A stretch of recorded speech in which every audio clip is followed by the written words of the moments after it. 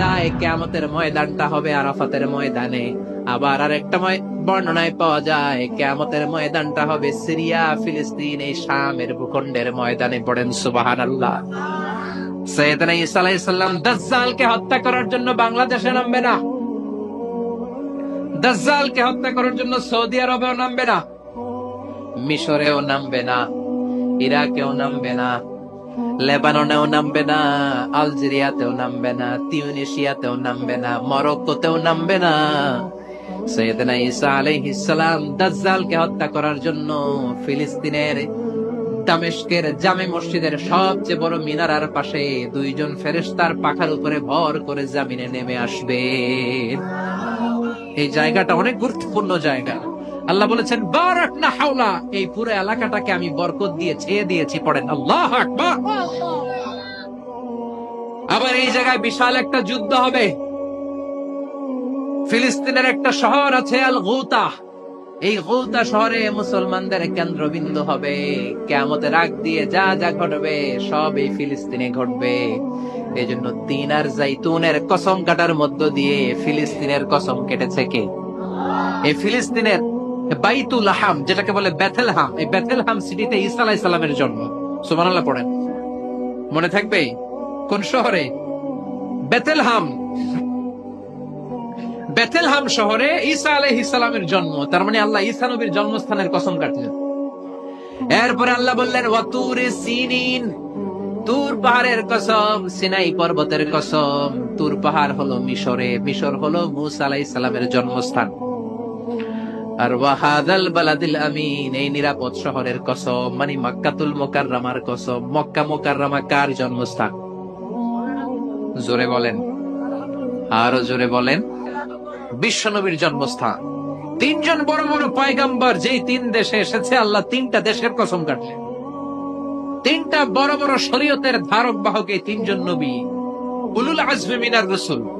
এজন্য আল্লাহ বললেন ওয়াত্তিনি ওয়াজ-যাইতুনি ওয়া তুরি সিনিন ওয়া হাযাল বালাদিল আমিন। তিন আর জাইতুনের কসম, মানে ফিলিস্তিনের কসম। ওয়া তুরি সিনিন, তুর পাহাড়ের কসম, মিশরের সবচাইতে উঁচু পাহাড়, যে পাহাড়ের চূড়ার উপরে ওঠে সাইয়েদনা মূসা আলাইহিস সালাম সরাসরি আল্লাহর সাথে কথা বলেছেন। ওয়া কাল্লামাল্লাহু মূসা তাকলিমা, সরাসরি, without any media, without any via, সাইয়েদনা মূসা আলাইহিস সালাম আল্লাহর সাথে কথা বলতেন। পৃথিবীতে চারটা আসমানি কিতাব সবচাইতে সেরা। এক হচ্ছে তাওরাত, দ্বিতীয়ত জাবুর, তৃতীয়ত ইনজিল, চতুর্থত কোরআন। তাওরাত আল্লাহ নাজিল করেছেন সাইয়েদনা মূসা আলাইহিস সালামের উপর, জাবুর নাজিল করেছেন দাউদ আলাইহিস সালামের উপর, ইনজিল নাজিল করেছেন ঈসা আলাইহিস সালামের উপর, আর বিশ্বনবীর উপর নাজিল করেছেন কোরআন। ঠিক কিনা? এই তাওরাতকে রব্বুল আলামিন স্বয়ং নিজ হাতে লিখে কাঠের ফলকের মধ্যে, তক্তার মধ্যে লিখে সাইয়েদনা মূসা আলাইহিস সালামকে দিয়েছে। সুবহানাল্লাহ। এটাকে আরবিতে বলে আলওয়াহ। লাউহের প্লুরাল হচ্ছে আলওয়াহ। কাঠের তক্তার মধ্যে আল্লাহ নিজে তাওরাত লিখেছেন। কিসের মধ্যে লিখছেন? কথা বলেন, শুনতেছেন? মনোযোগ আছে? কাঠের তক্তার মধ্যে তাওরাত লিখলেন। লিখে মূসা আলাইহিস সালামকে বললেন, মূসা, ফিহি বুরহান, ফিহি হুদা, ফিহি হিদায়া। এই হচ্ছে তাওরাত কিতাব, আমি নিজ হাতে লিখে দিয়েছি। এর মধ্যে হেদায়েত আছে, এর মধ্যে বরকত আছে, এর মধ্যে বুরহান আছে, দলিল আছে। যাও, এই কাঠের তক্তার মধ্যে লেখা তাওরাত কিতাবকে নিয়ে যাও, বনি ইসরাইলের কাছে এই তাওরাত কিতাবের দাওয়াত দাও। সাইয়েদনা মূসা আলাইহিস সালাম ছিলেন অনেক শক্তিশালী নবী। উনি ভাবলেন অল্প কয়েকটা তক্তা, কাউকে ডাকার দরকার নাই, আমার ভাই হারুন রে লাগবে না, আমি যথেষ্ট। আমার ভাই হারুন রে কষ্ট করে পাহাড়ের উপরে টেনে আনার দরকার নাই, 3-4টা তক্তা আমি নিজেই নিতে পারবো, নিজেই নিতে পারবো মনে করে সাইয়েদনা মূসা আলাইহিস সালাম আল্লাহর লেখা তক্তার উপরে যে তাওরাতের ফলক, এই ফলক ধরে টান দিয়েছে উঠানোর জন্য। আল্লাহ যেহেতু কিতাব দিয়েছে নিয়ে যায়, কিন্তু কি আজীব তামাশা, তক্তা ধরে কাঁধে তুলবে তো দূরের কথা, নাড়াতেই পারে না। সুবহানাল্লাহ, আসতে বলেন, নাড়াতেই পারেন। ওনার এত শক্তি, উনি এক থাপ্পড় মেরে ফেরাউনের বাবুর্চিকে ওই জায়গার মধ্যে দুনিয়া থেকে বিদায় করেছিলেন। এক ধাক্কা মারলে 10 জন 10 হাত দূরে যেয়ে পড়তো। উনি রেগে গেলে ওনার মাথার চুলগুলো টুপি আর পাগড়ি ভেদ করে উপরের দিকে এরকম খাড়া হয়ে দাঁড়িয়ে যেত। স্বয়ং মালাকুল মাউতকে থাপ্পড় মেরে চোখ কানা করে দিয়েছিলেন। এর কারণ মালাকুল মাউত মানুষের সূরাতে আসছিল আর অনুমতি নেয় নাই। ঘরের মধ্যে ঢুকার আগে অনুমতির দরকার আছে না নাই? কি সুন্দর ইসলাম, হোয়াট এ প্রাইভেসি ইন ইসলাম। কত সুন্দর প্রাইভেসি ইসলাম আমাদেরকে শিখিয়েছে। আপনি ঘরে ঢুকবেন, অনুমতি নিয়ে ঢুকবেন। কার কথা? এক সাহাবী বললেন, নবী আমার ঘরে 2 ঘর। কয়টা? 2টা মাত্র রুম। এক রুমে থাকি আমি, আর এক রুমে থাকে আমার আম্মা জান। যেই আম্মা জানের বুকের দুধ খেয়ে আমি 10 মাস পেটের ভেতরে ছিলাম, 2 বছর বুকের দুধ খেয়ে বড় হলাম। আমার আম্মা জান থাকে এক রুমে, আমি থাকি আর এক রুমে। ও নবী, আমার মায়ের রুমে ঢোকার আগেও কি অনুমতি নেওয়া লাগবে নাকি? বিশ্বনবী বললেন, ও সাহাবা, আতুহিব্বু আন তারাহা উরিয়ানা, do you like to see your mother naked? তুমি কি তোমার মাকে নেকেড দেখতে চাও? তুমি কি তোমার মাকে উলঙ্গ দেখতে চাও? সাহাবী বললেন, কাল্লা, কখনোই না। বিশ্বনবী বললেন, ইদান তাস্তাদিন, তোমার মাকে যদি উলঙ্গ দেখতে না চাও তাহলে অবশ্যই অবশ্যই অবশ্যই তোমার মায়ের ঘরে ঢোকার আগে অনুমতি নিয়ে ঢুকবা। সুবহানাল্লাহ। মায়ের ঘরে ঢোকার আগে অনুমতি নিতে হবে। তাহলে ভাইয়ের ঘরে, বোনের ঘরে, ভাবির ঘরে হ্যাঁ ঢুকাই যাবে না। ভাবির ঘরে ঢোকা যাবে? কারো ঘরে ঢোকার আগে অনুমতি নিতে হবে। এটাকে বলে প্রাইভেসি। ইসলামী প্রাইভেসিকে গুরুত্ব দেয়। কারণ আপনি হয়তো এমন একটা সময় চলে যাবেন ঘরের ভেতরে আপনার আম্মা ওই সময় হয়তো হালকা পোশাক পরে, সিম্পল কোনো কাপড় পরে শুয়ে আছে, ঠিক কিনা? ওই পোশাকে সে আপনার সামনে আসতে চায় না। আপনি যখন নক করবেন, আপনি যখন সালাম দিবেন, পারমিশন চাইবেন, সে হয়তো ওনাকে ঢেকে চাদর পরে সুন্দর করে জামাটা পরে তারপরে আপনার সামনে আসবে। চিল্লায় বলেন ঠিক কিনা? এজন্য অনুমতি নিয়ে ঢোকা ফরজ। কারো ঘরে যখন যাবেন আগে সালাম দিবেন, 3 বার সালাম দিবেন। 3 বার সালাম দেওয়ার পরে যদি উত্তর না পাওয়া যায় চলে যাবেন। কার কথা? মানতে রাজি আছেন তো? এগুলো মানি না, এই জন্যই ঘরে অশান্তি, ফ্যামিলিতে অশান্তি, চোখের হেফাজত নাই, নজরের হেফাজত নাই। এই নজরের লাগাম যদি টেনে ধরতে পারেন, ফ্যামিলির 50% সমস্যা এমনি চলে যাবে। চিল্লা এখন ঠিক কিনা? সাইয়েদনা মুসা আলাইহিস সালামের কাছে মালাকুল মাউত, মৃত্যুর ফেরেশতা, মানুষের সূরাতে এসেছিল, অনুমতি নেয় নাই, হুট করে ঘরে ঢুকছে। ঢুইকা কয়, আনা মালাকুল মাউত, আমি মৃত্যুর ফেরেশতা, জিইতু আন আকবাদা রূহাক, আপনার রূহ কবজ করতে আসছি। মুসা আলাইহিস সালাম দেখতেছে একজন সলিমুদ্দি। মুসা নবী দেখে কি, আর সলিমুদ্দি কয় কি, আমি মালাকুল মাউত। ভেজাল আছে না নাই? সাইয়েদনা মুসা আলাইহিস সালাম দেখে দিব্যি সাধারণ মানুষ, আর সে বলে আমি তোমার রূহ কবজ করতে এসেছি। মুসা আলাইহিস সালাম রেগে গেলেন। অনেক মেজাজ ওয়ালা নবী ছিলেন। রাগের চোটে এক থাপ্পড় দিলেন। থাপ্পড় খেয়ে মালাকুল মাউতের এক চোখ নাই। বুখারীর বর্ণনা, ফাসাক্কাহু ফাফাকু আইনা, থাপ্পড় মারলেন, চোখ শেষ। মালাকুল মাউত বাঁচার জন্য দিলেন দৌড়। এক দৌড়ে আল্লাহর আদেশে আল্লাহর আরশে চলে গেলেন। যে বলে, মাবুদ এমন নবীর কাছে পাঠিয়েছেন, আরসালতানি ইলা আবদিন লা ইউরিদুল মাউত, এমন বান্দার কাছে পাঠিয়েছে ওই বান্দা মরতে চায় না, খালি মারতে চায়। কি করতে চায়? মরতে চায় না, মারতে চায়। দেখেন কি করছে আল্লাহ। বললেন, ও মালাকুল মাউত, ভুল করছো, সালাম দাও নাই, অনুমতি নাও নাই, মানুষের সূরাতে গেছো, আর নবীও সাধারণ নবী না, মেজাজ ওয়ালা নবী, ঠিক কিনা? চিন্তা করে লাভ নাই, আমি কথা বলবো। সাইয়েদনা মুসাকে আল্লাহ ডেকে বললেন, ও মুসা, তুমি নাকি মরতে চাও না, খালি মারতে চাও। সাইয়েদনা মুসা বলেন, না মাবুদ, আমি তো চিনি নাই, এটা যে মালাকুল মাউত, আমি তো চিনি নাই, চিনলে তো তার গায়ে আমি হাত তোলার সাহস করতাম না। আল্লাহ বললেন, ও মুসা, যাও, দাইয়াদাকা আলা মাতনি সাউর, ওই যে একটা গাভী দেখা যায়, ষাঁড় দেখা যায়, ওই গরুর পিঠের উপরে তোমার ডান হাতটা রেখে দাও। সাইয়েদনা মুসা আলাইহিস সালাম গরুর পিঠের উপরে ডান হাত রাখলেন। আল্লাহ বললেন, মুসা, তোমার ডান হাতের নিচে গরুর যতগুলো পশম, প্রত্যেকটা পশমের বিনিময়ে তোমার 1 বছর করে হায়াত আমি বাড়িয়ে দিলাম। মরতে যখন চাও না, মারতে যখন চাও, আরো কয়েক বছর মারো, হায়াত আমি বাড়িয়ে দিলাম। মুসা আলাইহিস সালাম বললেন, আল্লাহ সুম্মা মাযা? এই হাতের নিচে গরুর যত পশম, তত আমার হায়াত বেড়ে যাবে। ধরলাম হাতের নিচে 2000 পশম, 2000 বছর হায়াত বাড়িয়ে দিলেন, কিন্তু সুম্মা মাযা, 2000 বছর পরে কি হবে, আগে ওইটা কোন? ওই জামালাটা ভাঙের আগে আল্লাহ বললেন, মুসা সুম্মাল মাউত, তারপরে তো তোমাকে মরতেই হবে। এই পৃথিবীতে আসলেই মরতে হয়। কুল্লু নাফসিন যায়িকাতুল মাউত, এই পৃথিবীতে যারা একবার আসবে তাদেরকেই মরতে হবে, ঠিক কিনা? সাইয়েদনা মুসা আলাইহিস সালাম বললেন, ফাল আনা, তাহলে আর দেরির দরকার নাই, এখনই আমাকে নিতে বলেন। সুবহানাল্লাহ।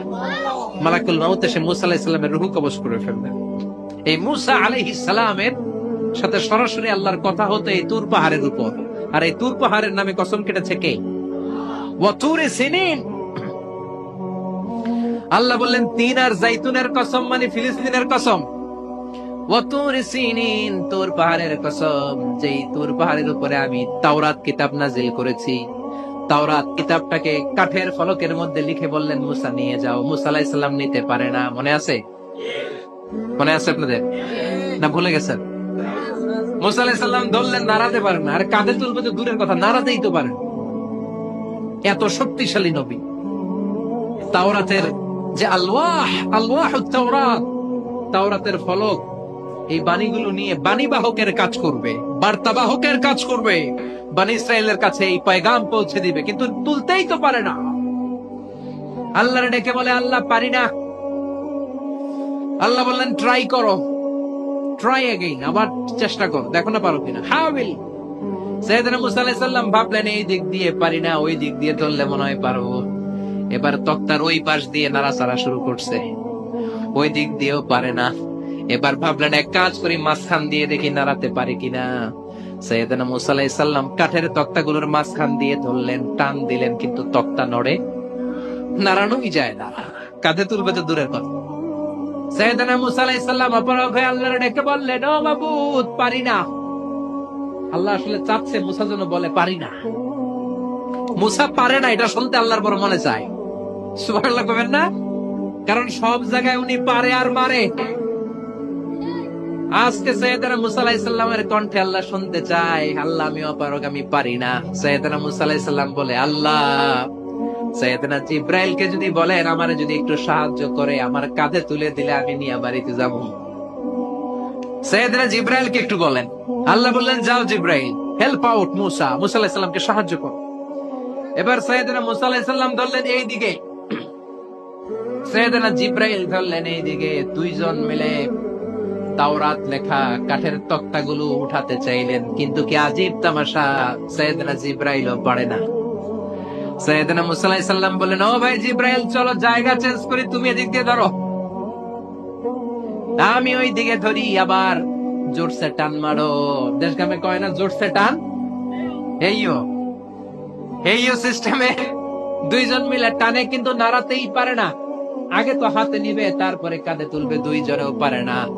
গায়ে যত জোর আছে, সাইয়েদনা মুসা আলাইহিস সালাম জোরসে টান দিলেন, যত জোর, সব জোরকে একসাথে করে তিনি টান দিয়েছেন। টানের চোটে দেহের প্রতিটা লোমকূপ থেকে ঘাম বেরোতে শুরু করেছে। টানের চোটে রক টান খেয়ে যাচ্ছে, কোমরের রক ছিঁড়ে যাওয়ার অবস্থা, কিন্তু কাঠের ফলকগুলো নাড়ানো যায়। সাইয়েদনা মুসা আলাইহিস সালাম বললেন, আল্লাহ জিব্রাইলও পারে না। জিব্রাইলের সাথে হাজার হাজার সহকারী ফেরেশতা, তাদেরকে একটু বলেন হেল্প করার জন্য। সুবহানাল্লাহ পড়ে। হাজার হাজার ফেরেশতা তুর পাহাড়ের উপর সবাই মিলে জোরে জোরে টান দেয়, জোরে জোরে টান দেয়। সবাই মিলে চেষ্টা করে তাওরাত লেখা ফলক এক প্রান্ত থেকে আরেক প্রান্ত কোন জায়গা দিয়ে ধরে 1 ইঞ্চি নাড়াতে পারে না। এই অবস্থা দেখে আল্লাহ বললেন, ঘটনা কি? আল্লাহ পারি না। সাইয়েদনা মুসা আলাইহিস সালাম কি বলে? আল্লাহ পারি না। আল্লাহ বললেন, মুসা, এই ফলকগুলোর এত ওজন নয়, কাঠের এই তক্তাগুলোর এত ওজন নয়, কিন্তু এই কাঠের তক্তার মধ্যে যে বাণীগুলো লেখা হয়েছে, বাণীগুলো কার? এটা আমার বাণী, আমার কথা। এই জিনিসটা বোঝানোর জন্য আমি এটার ওজনকে ভারী করে দিয়েছি। এবার জিব্রাইলের সহকারী ফেরেশতা লাগবে না, জিব্রাইলের সহযোগিতা লাগবে না। তোমার গায়ে আমি যেই জোর দিয়েছি, টান দিয়ে দেখো সবগুলারে কাঁধে তুলে নিতে পারবা। সাইয়েদনা মুসা আলাইহিস সালাম এবার বিসমিল্লাহ বলে সবগুলো তাওরাত লেখা কাঠের তক্তাগুলো কাঁধে নিয়ে এক দৌড়ে বাড়িতে। আল্লাহু আকবার।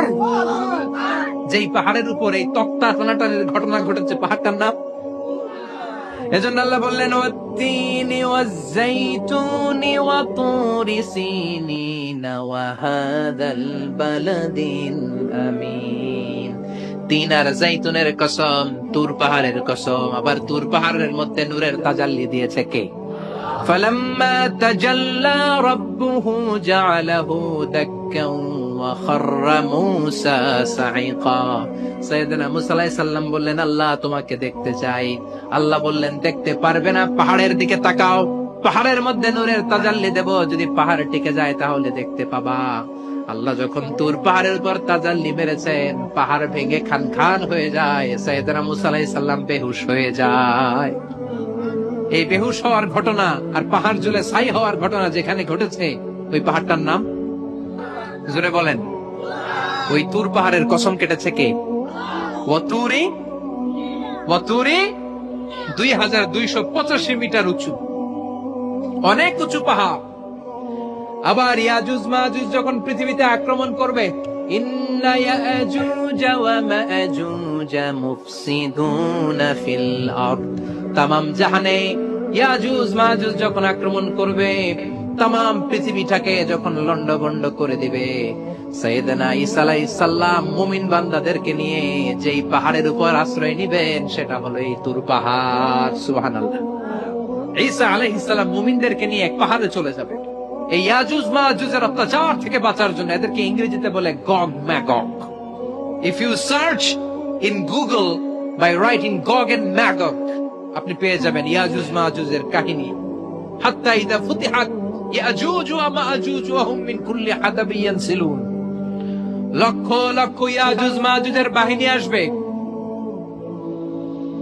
এই ইয়াজুজ মাজুজের বাহিনীর অত্যাচার, অবিচার, অনাচার, জুলুম থেকে, মারামারি থেকে বাঁচার জন্য মুসলমানরা ঈসা আলাইহিস সালামের নেতৃত্বে যেই পাহাড়ের উপর আশ্রয় নিবেন, ওই পাহাড়ের নাম হলো তুর পাহাড়। ওই পাহাড়ের নাম কি?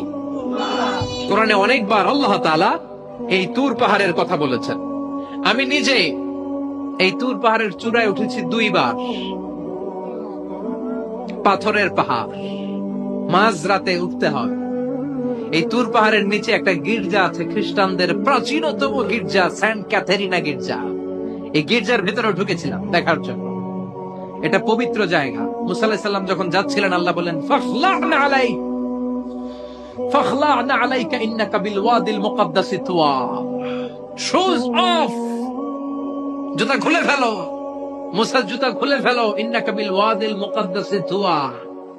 You are in a very holy valley, very sacred valley. একটা পবিত্র উপত্যকায় তুমি এসেছো।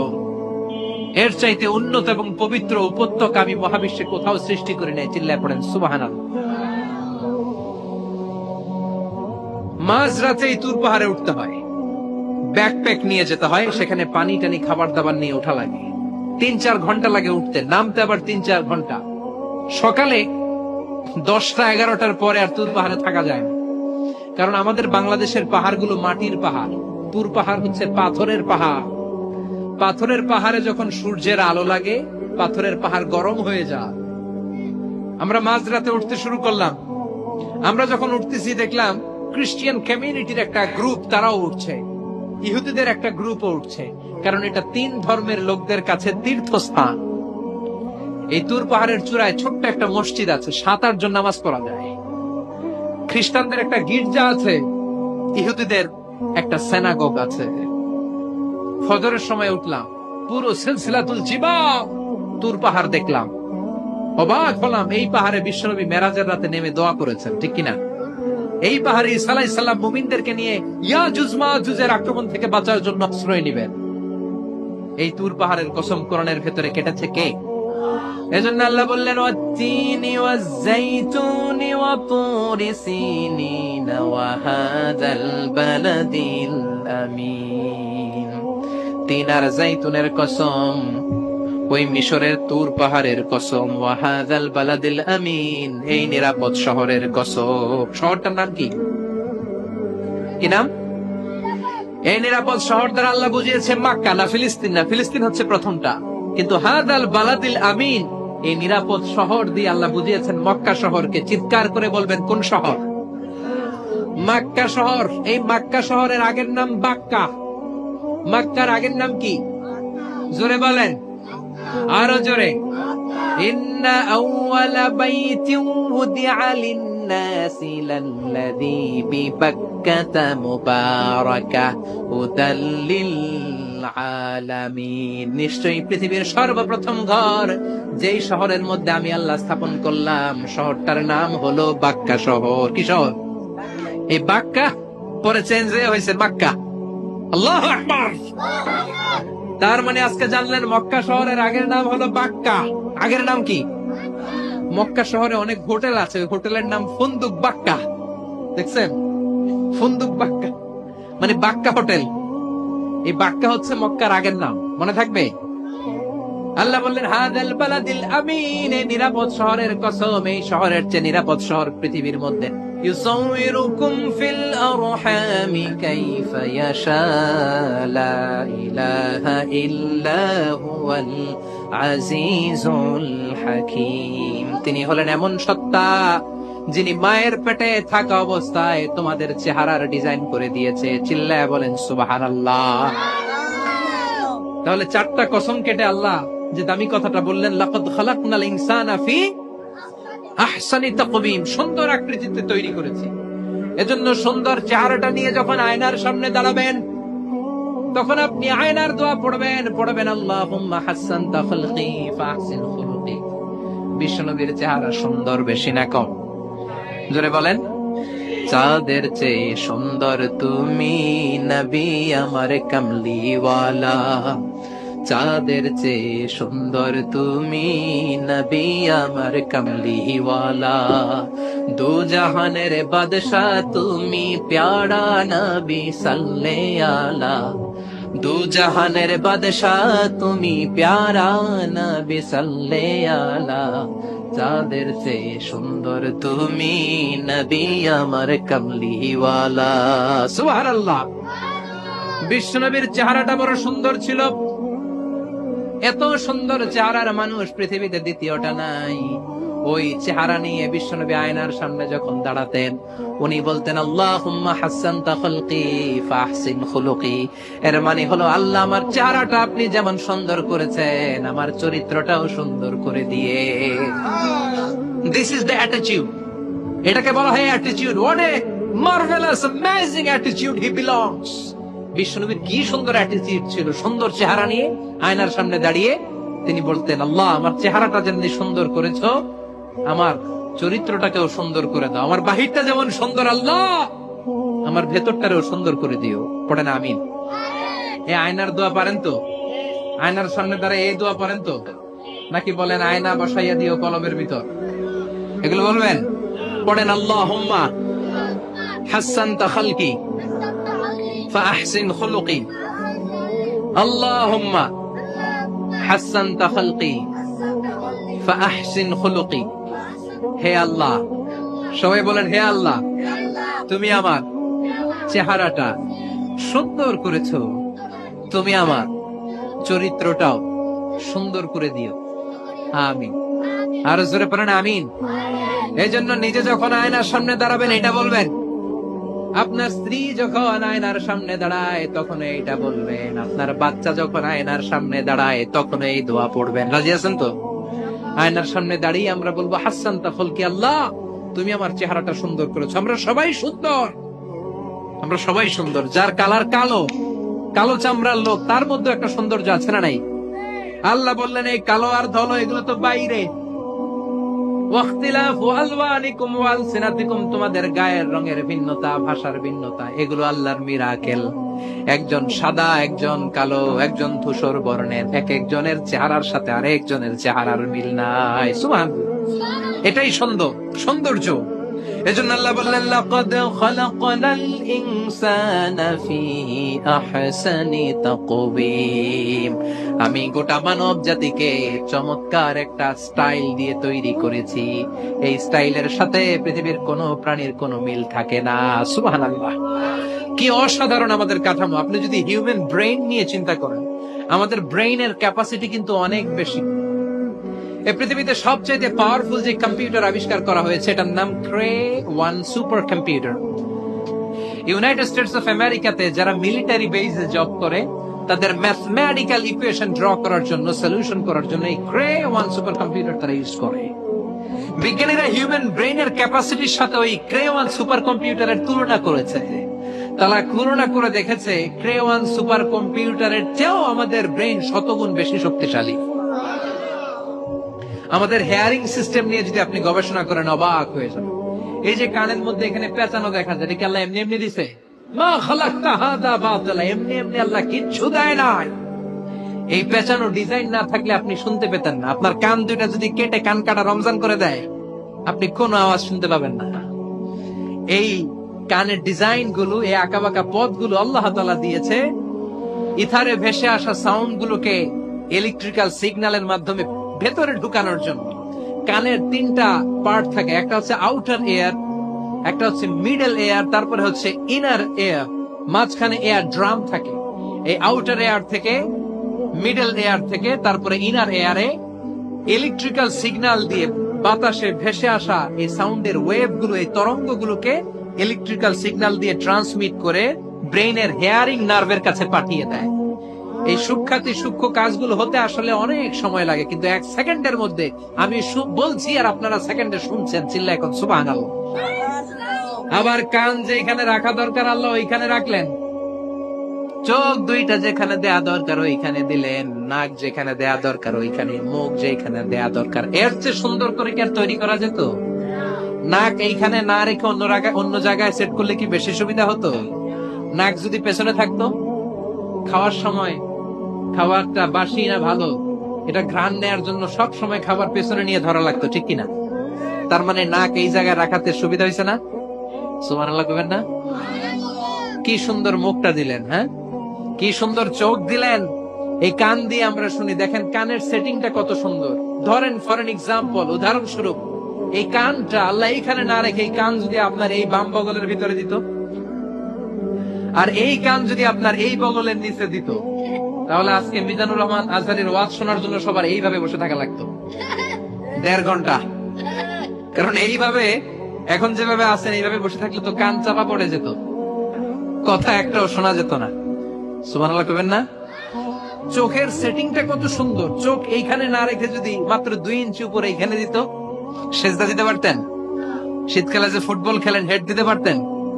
হেড দিতে গেলে বল চোখের মধ্যে লাগা, চোখ শেষ। সুবহানাল্লাহ পড়েন। কি অসাধারণ অবকাঠামো।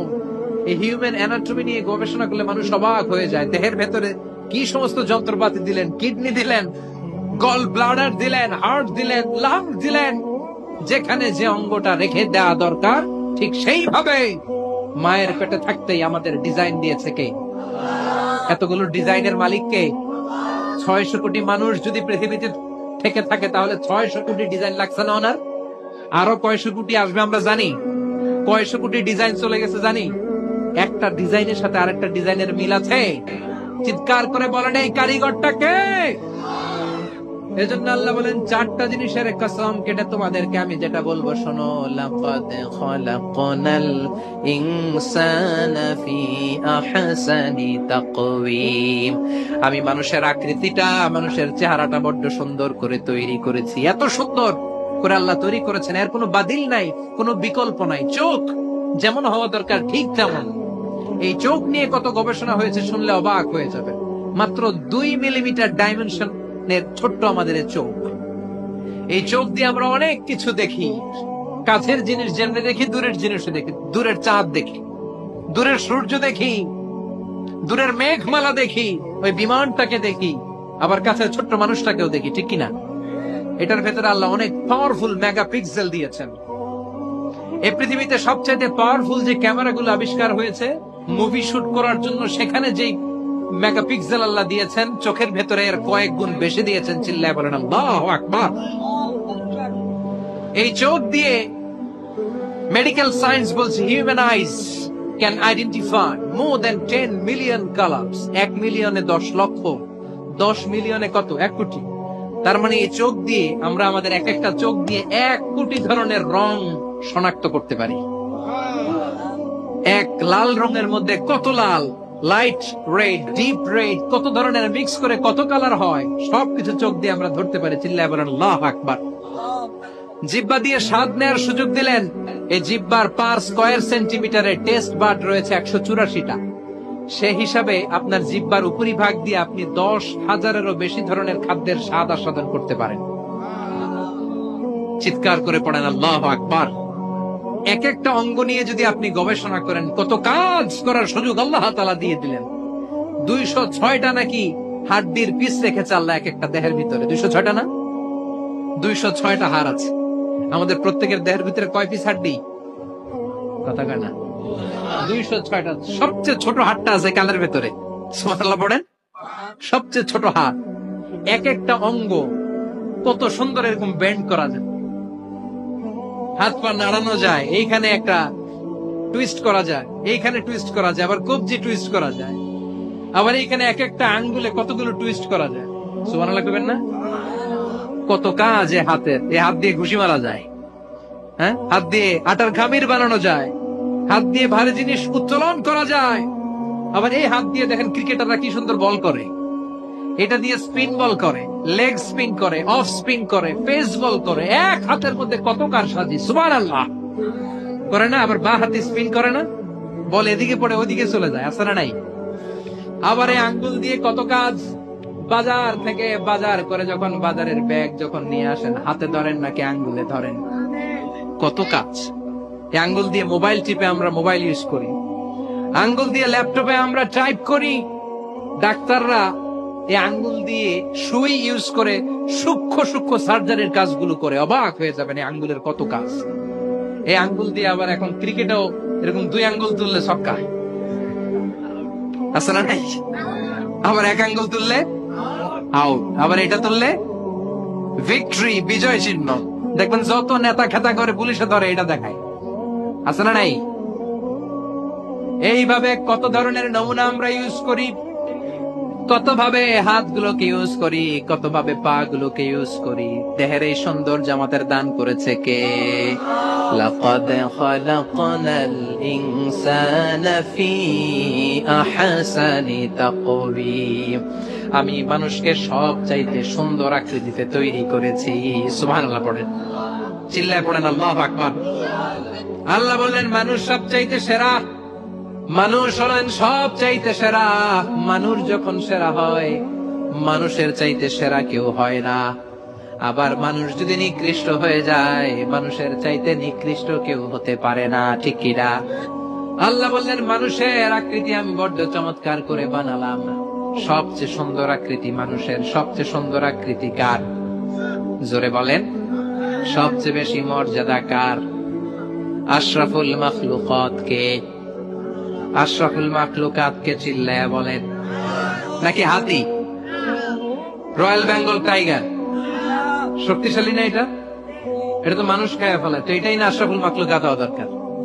হাতি সবচেয়ে শক্তিশালী না? তো এটাই না আশরাফুল মাখলুকাত হওয়া দরকার? এগুলো কোনটাই আশরাফুল মাখলুকাত নয়। আশরাফুল মাখলুকাত হচ্ছে মানুষ। আশরাফুল মাখলুকাত কি? চিল্লায় বলেন আশরাফুল মাখলুকাত কে? এজন্য আল্লাহ বললেন লাকাদ খালাকনাল ইনসানা ফি আহসানি তাকওয়িম। আমি মানুষকে চমৎকার আকৃতি দিয়ে তৈরি করেছি। সুম্মা রাদাদনাহু আসফালা সাফিলিন। আবার মানুষকে আমি একেবারে নিম্নগামী করেছি। উপরে যেমনি নিয়েছি, আবার মানুষকে নিম্নগামীও করেছি। তার মানে মানুষ যদি সম্মানিত হয়, মানুষের চেয়ে বেশি সম্মানিত কেউ হতে পারে? মানুষ যদি সম্মানিত হয়, মানুষের চেয়ে সম্মানিত হওয়ার সুযোগ কারো আছে? দলিল কি? দলিল হচ্ছে বিশ্বনবী যখন মেরাজে যাচ্ছিলেন, একটা সার্টেন লেভেল, যে একটা নির্দিষ্ট জায়গায় যে সাইয়েদনা জিব্রাইল বললেন, ইয়া রাসূলুল্লাহ, আমি আর উপরে যেতে পারবো না, আমার খেলা এই জায়গায় শেষ, নবী আপনার খেলা এখন শুরু। সুবহানাল্লাহ। ও নবী, এই জায়গার নাম সিদরাতুল মুনতাহা, এটা সীমান্ত বৃক্ষ, এটা হচ্ছে বর্ডার এরিয়া। কি এরিয়া? এটা হলো বর্ডার এরিয়া, এখানে আমার খেলা শেষ। আজীবন আমি এই জায়গায় এসে কান পেতে আল্লাহর অর্ডার শুনেছি, আর ওই অর্ডার তামিল করার জন্য দুনিয়াতে নেমেছি। আমি জিব্রাইলের উপরে যদি 1 ইঞ্চি উপরে ওঠার চেষ্টা করি, আমার শত শত পাখাগুলোকে জ্বালিয়ে ছাই করে দিবে কে? সাইয়েদনা জিব্রাইলের উপরে যেতে পারে নাই। যেখানে সাইয়েদনা জিব্রাইলের খেলা শেষ, ওইখানে বিশ্বনবীর খেলা শুরু হয়েছিল। কোন সুবহানাল্লাহ। তার মানে মানুষ যখন উপরে ওঠে, এত উপরে উঠে যায়, ফেরেশতাদেরকেও হার মানিয়ে ফেরেশতাদের উপরে চলে যায়। আবার মানুষ যখন নিচে নামতে শুরু করে, শয়তানকেও হার মানিয়ে নিচে চলে যায়। ঠিক কিনা? আল্লাহ রাসূল সাল্লাল্লাহু আলাইহি ওয়াসাল্লাম কখনো রাখতেন না, কখনো না। ওনার উপর অনেক অত্যাচার হয়েছে, উনি রাগেন নাই, উনি ক্ষমা করে দিয়েছেন। কি করেছেন? আল্লাহ রাসূল সাল্লাল্লাহু আলাইহি ওয়াসাল্লাম যখন মক্কায় নামাজ পড়তেন, আল্লাহ রাসূল সাল্লাল্লাহু আলাইহি ওয়াসাল্লাম যখন রুকুতে যেতেন, সিজদায় যেতেন, পিঠের উপরে পচা উটের নারী ভুঁড়ি চাপিয়ে দেয়া হতো। আল্লাহ রাসূল কখনো রেগেছেন? কথা বলেন। তায়েফের ময়দানে দাওয়াত দিতে গেলেন, পাথর মারা হলো, তিনি রেগেছেন? বাড়ি থেকে বের করে দেয়া হলো, বাধ্য হয়ে মক্কা থেকে মদিনায় হিজরতে গেলেন, মক্কার দিকে তাকিয়ে তাকিয়ে চোখের পানি ছাড়লেন, আর বললেন, মক্কা তু আহাব্বুল বিলাদ ইলাইয়া, আমার কাছে সবচেয়ে প্রিয় শহর মক্কা শহর। লাউলা উখরিজতু আমা খারাজতু, আমার যদি বের করে দেয়া না হতো, মক্কা থেকে জীবনে কোনোদিন আমি বের হতাম না। তারপরও বিশ্বনবী রাগেন নাই। ব্ল্যাক ম্যাজিক করে 6 মাস বিশ্বনবীকে অসুস্থ করে রাখা হয়েছে, তিনি রাগেন নাই। আল্লাহ রাসূল সাল্লাল্লাহু আলাইহি ওয়াসাল্লাম একবার উটের উপর চড়ছিলেন। ইন দ্য মিন টাইম এক বেদুইন এসে বিশ্বনবীর গায়ের চাদর ধরে টান দিলেন।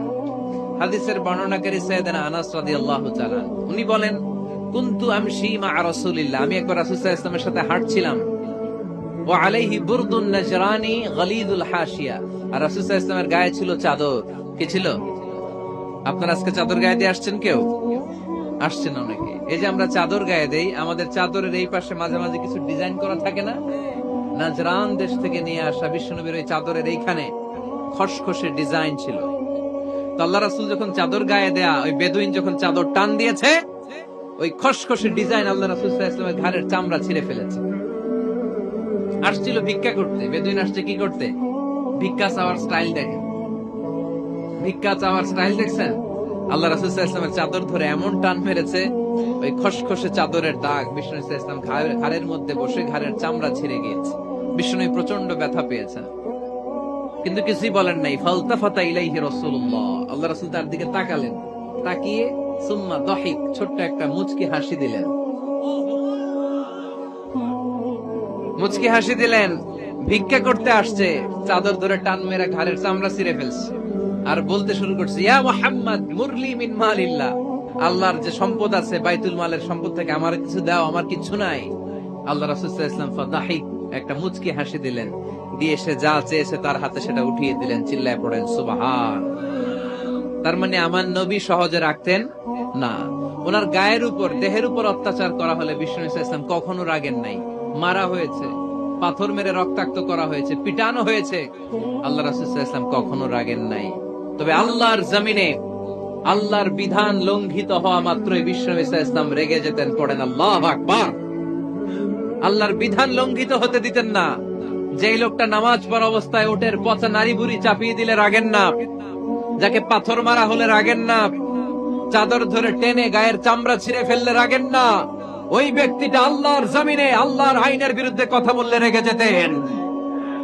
কারণ এটা আল্লাহর আইন, আল্লাহর আইনে সবাই সমান, এখানে উঁচু নিচু, there is no difference between black and white, between upper and lower, between the richer section of the society and poorer section of the society, between the prime minister, between the member of the parliament and the factory worker, rickshaw puller. Everyone is totally equal, 100% equal in the eyes of Quran and Islam. চিল্লায় বলেন ঠিক কিনা?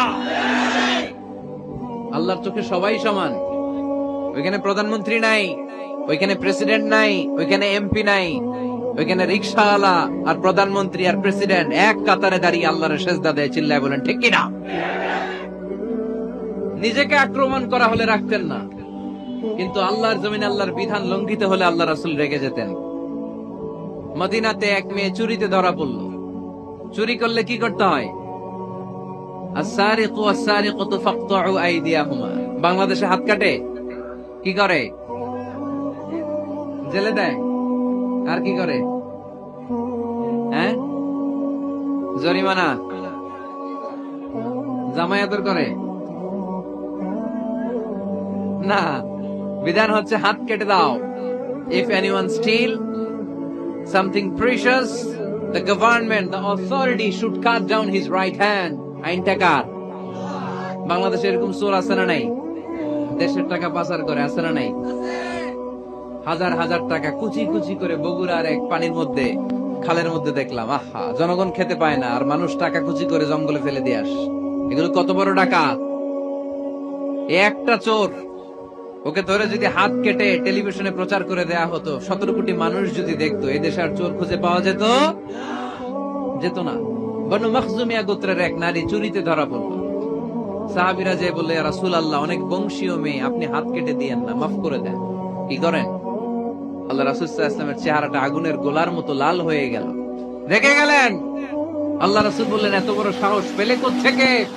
এটা আল্লাহর আইন। চিল্লায় বলো, কার আইন? লাউ কানাত ফাতিমাতু বিনতি মুহাম্মদ সারাকাত লাকাতা মুহাম্মাদুন ইয়াদাহা। আরে বনু মখজুমিয়া গোত্রের মেয়ে তো দূরের কথা, আমার কলিজার টুকরা ফাতেমাও যদি চুরিতে ধরা পড়তো, আমি ফাতেমার ডান হাত কেটে দিতে 1 সেকেন্ডও দেরি করতাম না।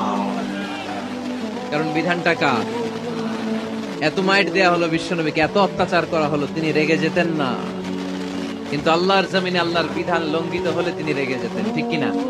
এজন্য আমাদের রাগটাও হতে হবে এমন, অপ্রয়োজনে আমরা রাখবো না। কিন্তু আল্লাহর জমিনে আল্লাহর বিধান যদি লঙ্ঘিত হয়, দুর্বলের উপর যদি সবলের অত্যাচার হয়, সমাজে যদি বিশৃঙ্খলা তৈরি হয়, তখন মুমিন রাগান্বিত হবে, বজ্র কণ্ঠে গর্জে উঠবে, চিল্লায় বলেন ঠিক কিনা?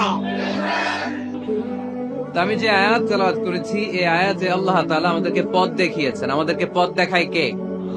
আমি যদি কোনদিন পথ ভুলে যাই, হাত ছানি দিয়ে কাছে নিও, মমতার বন্ধনে আমায় বেঁধে সব ভুল ক্ষমা করে দিও। আমি যদি কোনদিন পথ ভুলে যাই, হাত ছানি দিয়ে কাছে নিও, মমতার বন্ধনে আমায় বেঁধে সব ভুল ক্ষমা করে দিও। পড়েন আমিন। আমরা সিরাতুল মুস্তাকিমের পথে চলতে চাই কি চাই না? এজন্য আমরা প্রতিদিন বলি, ইহদিনাস সিরাতাল মুস্তাকিম। সবাই পড়েন, ইহদিনাস সিরাতাল মুস্তাকিম। ও Allah, show us the right path, show us the correct path. তো আল্লাহ তাআলা এই সূরার 133 নম্বর আয়াতে আমাদেরকে পথ দেখিয়েছেন। পথ দুইটা, জোরে বলতে হবে, কয়টা? একটা গিয়েছে ডান দিকে, আর একটা গিয়েছে, আওয়াজ করে বলেন, একটা গিয়েছে আরেকটা। নাও দ্য ডিসিশন ইজ ইয়ার্স। সিদ্ধান্ত আপনার। আপনি কোন পথের পথিক? আপনি কি ডানে যাবেন না বাঁয়ে যাবেন? বুঝে শুনে সিদ্ধান্ত নিতে হবে, কোন দিকে যাব? ডানে আছে ক্ষমা আর জান্নাত, ডানে কি আছে? আর বাঁয়ে আছে আল্লাহর রাগ, ক্রোধ আর জাহান্নাম। সো সিদ্ধান্ত আপনাকে নিতে হবে, আপনি কোন দিকে যাবেন। মনে থাকবে কোন দিকে। এজন্য রাব্বুল আলামিন বলেন, ওয়াসারিউ ইলা মাগফিরাতিম মির রাব্বিকুম ওয়া জান্নাতিন আরদুহাস সামাওয়াতু ওয়াল আরদু উইদ্দাত লিল মুত্তাকিন। সুবহানাল্লাহ পড়েন, ওয়াসারিউ ইলা মাগফিরাতিম মির রাব্বিকুম। ছোট, ধাবিত হও, প্রতিযোগিতা করো রব্বে কারীমের দরবারে, ক্ষমা প্রাপ্তদের খাতায় নাম তুলো, ক্ষমার জন্য প্রতিযোগিতা করো, আর জান্নাত লাভের প্রতিযোগিতা করো। আদেশটা কার? আমরাও ছুটি, আমরাও প্রতিযোগিতা করি, দুনিয়া কামানোর প্রতিযোগিতা, ঠিক কিনা? কেমন করে এই পৃথিবীতে ভালো থাকা যায়, কেমন করে অন্যের মেরে নিজের জায়গা জমি বাড়ানো যায়, কেমন করে দুর্বলের উপর অত্যাচার করে সমাজে সবল হওয়া যায়, কেমন করে প্রতিযোগিতার লড়াইয়ে ক্ষমতার দাপট দেখানো যায়, এগুলোর প্রতিযোগিতা। কেমন করে পেঁয়াজের দাম বাড়িয়ে দিয়ে খেটে খাওয়া মেহনতি মানুষের কষ্ট বাড়ানো যায়, কেমন করে দেশের সাধারণ জনগণের মধ্যে গুজব ছড়িয়ে দেয়া যায়, এগুলোর প্রতিযোগিতা, যাতে মানুষের কষ্ট হয়, যাতে আল্লাহ লানত তার উপর আসে। কিন্তু মুমিনরা কখনো এ ধরনের প্রতিযোগিতায় নামতে পারে? মুমিনরা যাবে ডানে না বায়ে? সবাই বলেন। ডানে আছে ক্ষমা আর জান্নাত। ডানে আছে কি? আর উত্তর দিতে হবে আমার প্রশ্নের। ডানে আছে কি?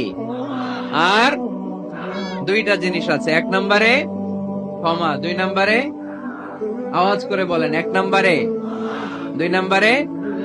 এই দুইটা আমরা চাই কি চাই না?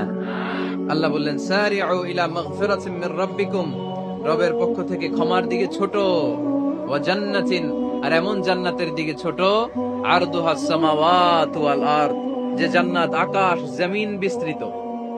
জান্নাতের মধ্যে তো খুব ধাক্কাধাক্কি হবে আজকের মাহফিলের মতো না? এত জান্নাতীরা, এত মানুষ যে জান্নাতে যাবে, তারা কি আরামসে বসতে পারবে? কি বলেন? বুঝে শোনা বললেন। এরকম ধাক্কাধাক্কি হবে না আজকের মতো?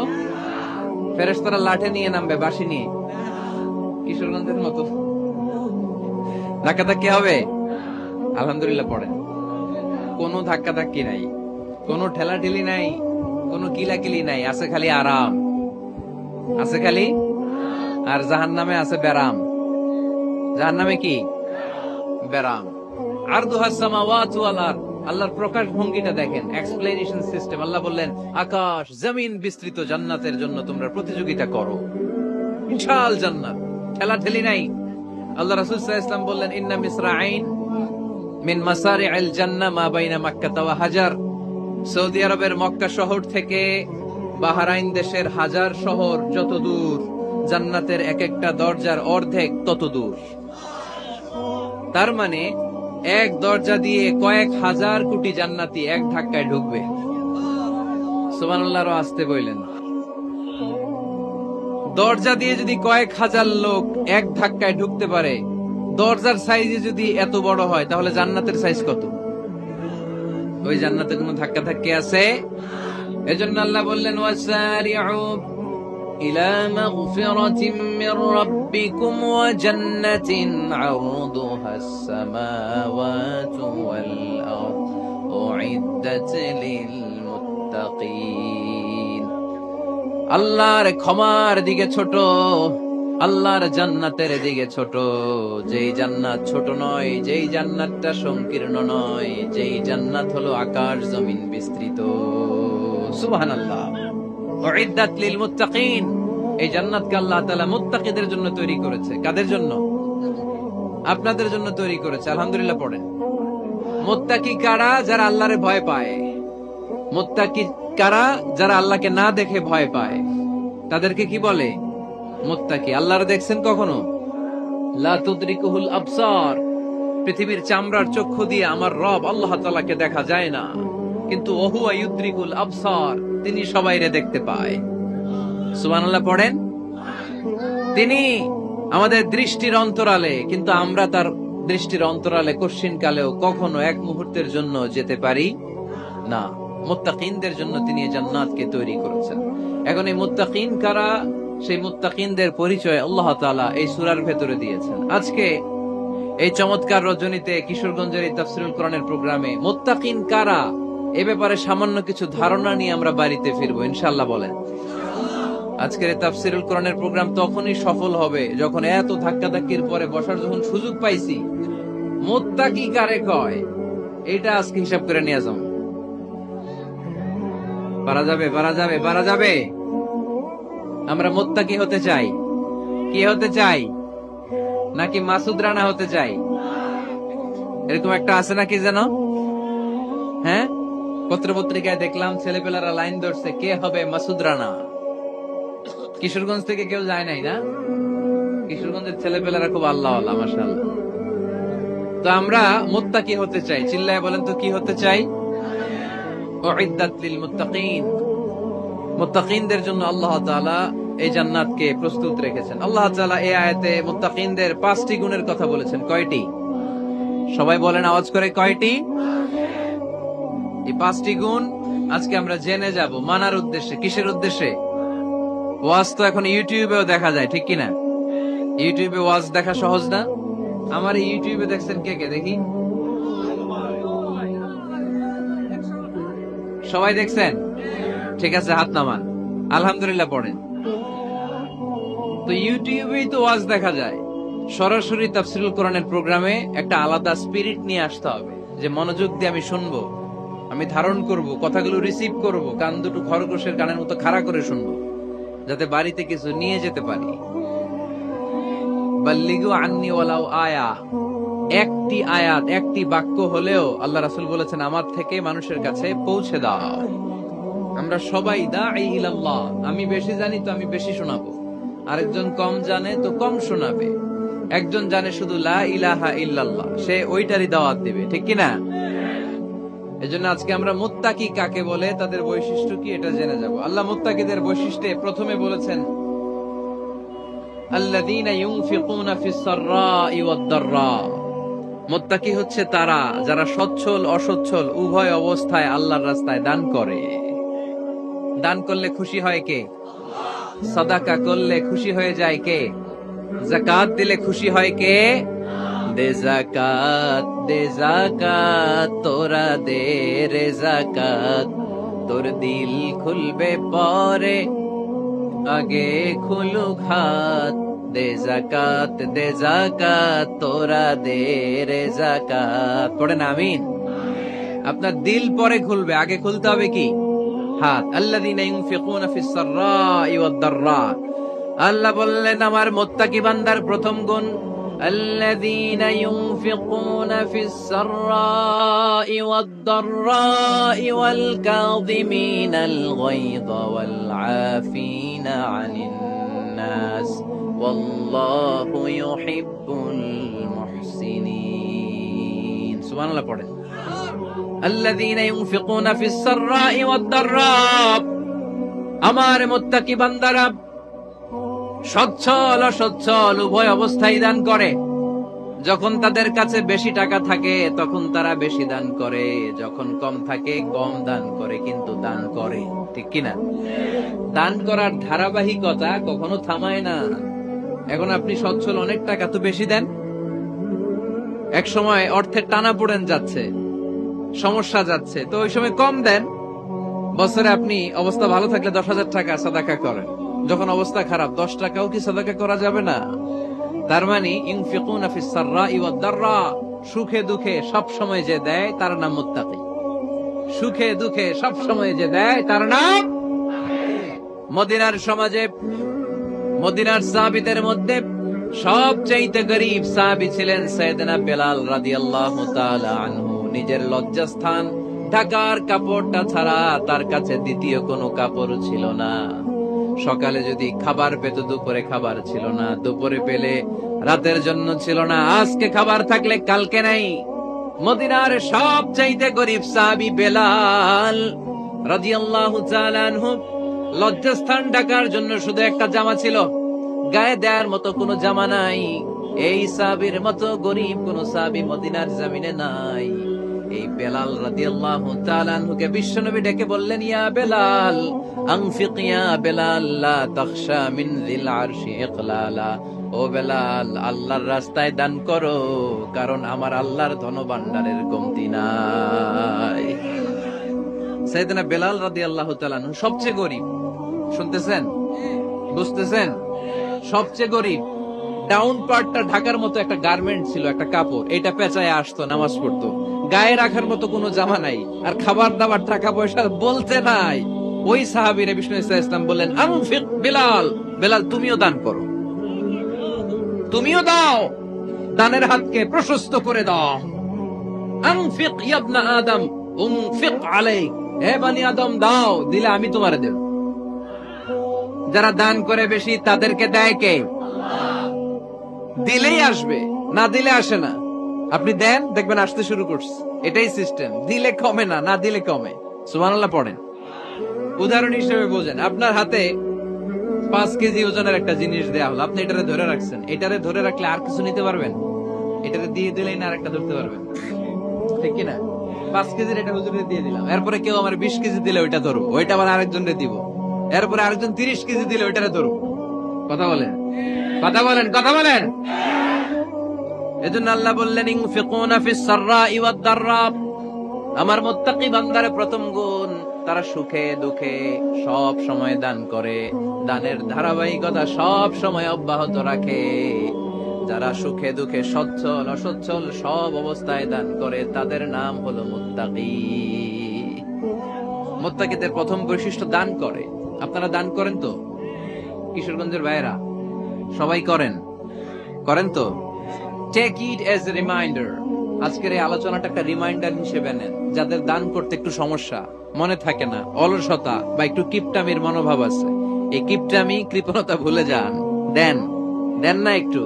আপনারা দিবে কে? বিশ্বাস হয়? দিলে বাড়ে, দিলে না দিলে কমে। কারণ আপনি দিলে আপনারে দিবে কে? তবে গোপন অবস্থায় দেওয়াটা উত্তম।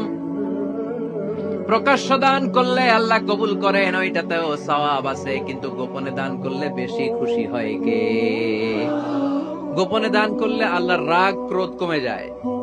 আপনার কোন পাপের কারণে আল্লাহ যদি আপনার উপর রেগে থাকে, আপনি গোপনে কিছু দান করে দেন, ওই রাগটা মুহূর্তেই ঠান্ডা হয়ে যাবে।